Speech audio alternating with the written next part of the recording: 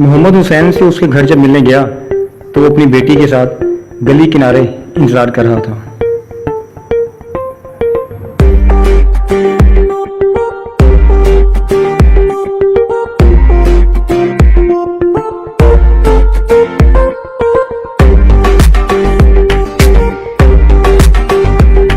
उनके घर जब दाखिल हुआ तो क्या दिखा?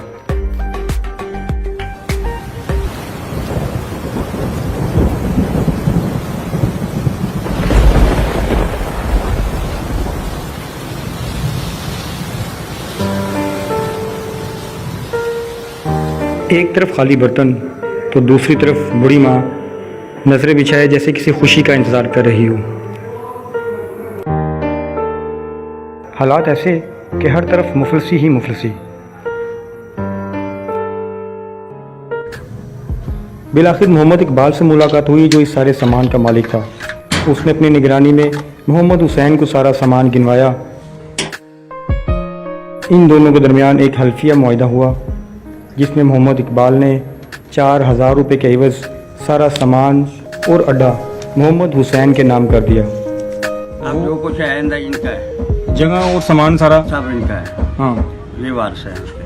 ठीक हो ਤੁਹਾਡੇ ਹੱਕ ਅੰਦਰ ਦੁਆ ਕਰੇ।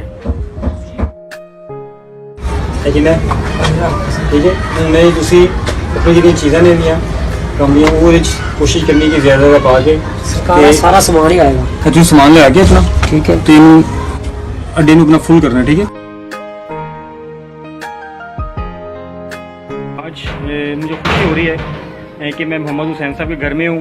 इनकी वालदा मेरे साथ हैं, मोहम्मद हुसैन साहब हैं, इनके भाई और इनके वो पार्टनर जिनके साथ भी मिलकर अपना ये जो है काम कर रहे थे जूता बनाने का। तो आज सबसे अहम चीज़ ये हुई कि जितना सामान और इनका जो जगह जहाँ ये काम करते थे वो आज से माशाल्लाह जो है वो मोहम्मद हुसैन साहब की है। अब मोहम्मद हुसैन साहब जो है फुली सामान और उस पॉइंट के जो है मालिक हो गए हैं और इस सारे काम को खुद चलाएंगे।